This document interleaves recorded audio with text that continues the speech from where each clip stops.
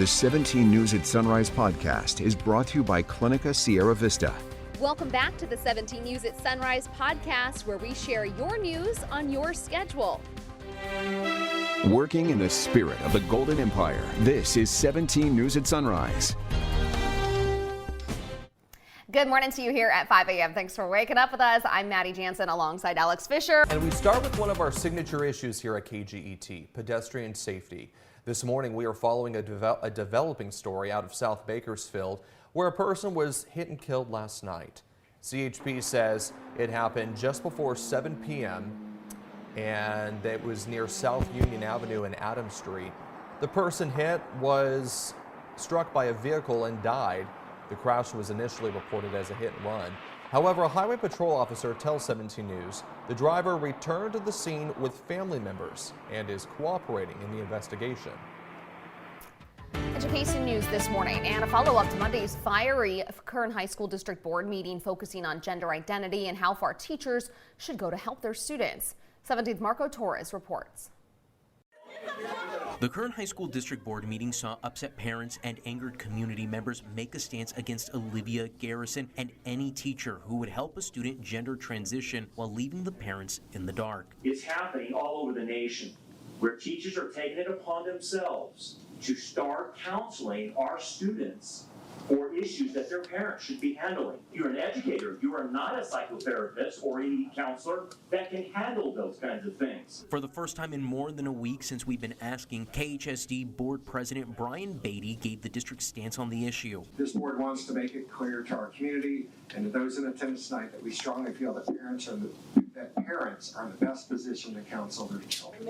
In the event that a Kern High employee feels that a student needs counseling, regarding essentially any issue, whether it's, in this case, it's been talked about sexual orientation or gender identity, that employee should refer the student either to a senior counselor or the principal of that school site. Our teachers are not trained specifically in those issues. At one point, the group demanded Garrison should be fired. The fact that Ms. Garrison is going behind Kern's back about gender transitioning should result in termination of her job. Enforcing her ideologies of believing guiding minors to change genders is not only harmful but evil.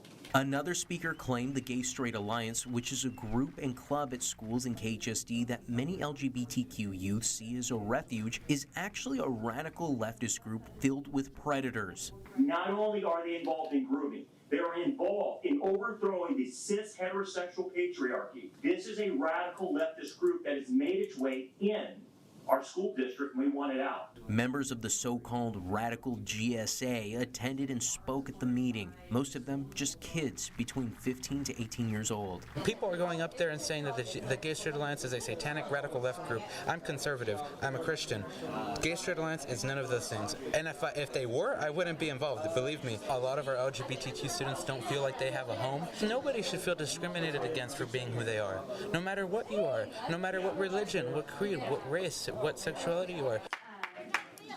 Members of the crowd shouted aggressive remarks like, "You're a fake Christian. He doesn't love your sin. You're confused and sit down." These remarks aimed towards adults and students. Hearing how one-sided that room was, definitely very anti-queer, anti-trans, anti all of that, I feel like my voice is very important. As was pointed out earlier, I am not a psychotherapist. It's not easy being a teacher. I've been the first person a student has told they are confused because there isn't a place for them at church because their religion doesn't support who they are as a person. And I've been the first person a student has told they are scared their parents won't love and accept them for who they are. Marco Torres, 17 News. President Biden hits the road today to begin advancing the agenda he outlined in last night's State of the Union address. During his first speech to Congress since Republicans took over, the president outlined strong job numbers and the lowest unemployment rate since 1969. He also said he would work with Republicans to find common ground on issues like supporting veterans, improving mental health, and fighting the nation's opioid epidemic. Well, last night's address was the president's first in front of a divided Congress, with Bakersfield Congressman and House Speaker Kevin McCarthy as the leader of the Republican-controlled House. The night was also significant for Hanford Congressman David Valadeo, who brought a Bakersfield local as his guest. 17th Maddie Gannon has more. Members of Congress, I have the high privilege and the distinct honor to present to you the President of the United States. In his new role as Speaker of the House, Bakersfield Congressman Kevin McCarthy hosting President Joe Biden for his second State of the Union address. I start tonight by congratulating the 118th Congress and the new Speaker of the House, Kevin McCarthy.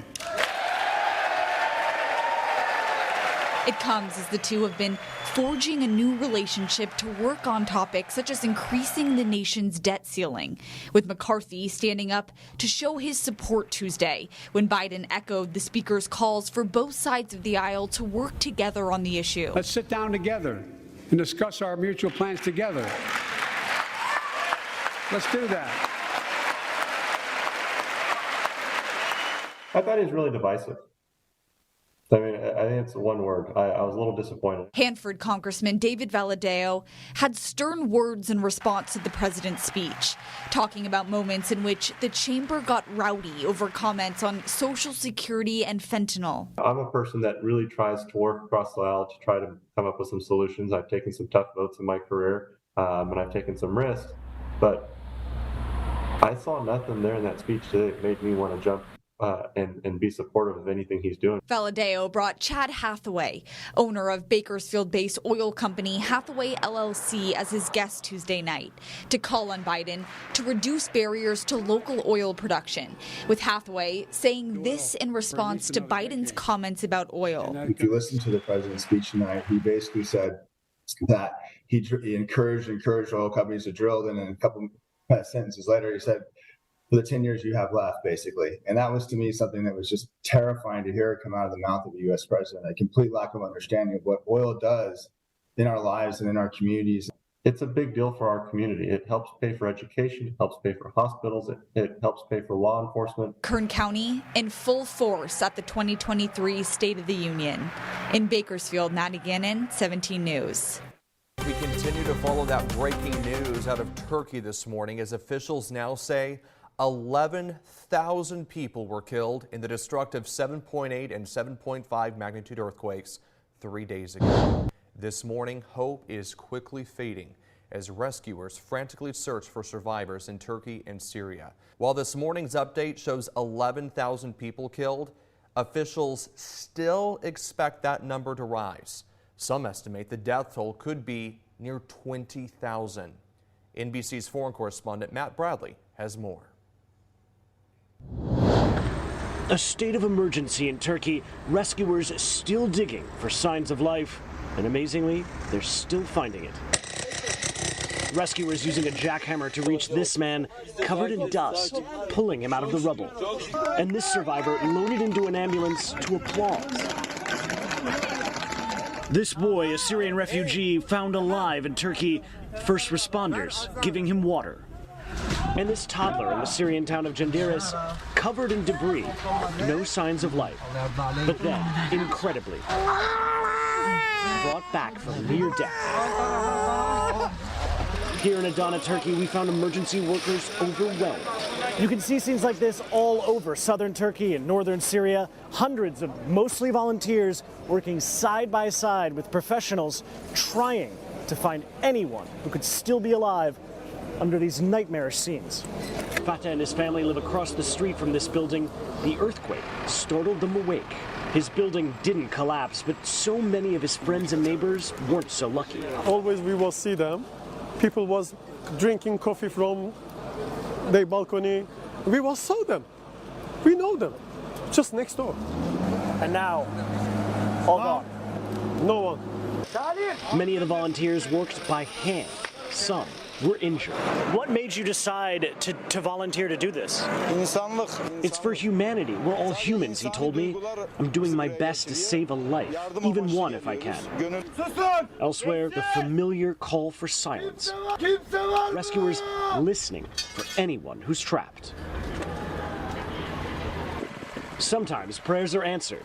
Back in Syria, rescuers say this baby girl was born in the rubble, pulled out 3 hours later. Her mother died. She's in a hospital, the only member of her family to survive. What a little miracle. That is Matt Bradley reporting.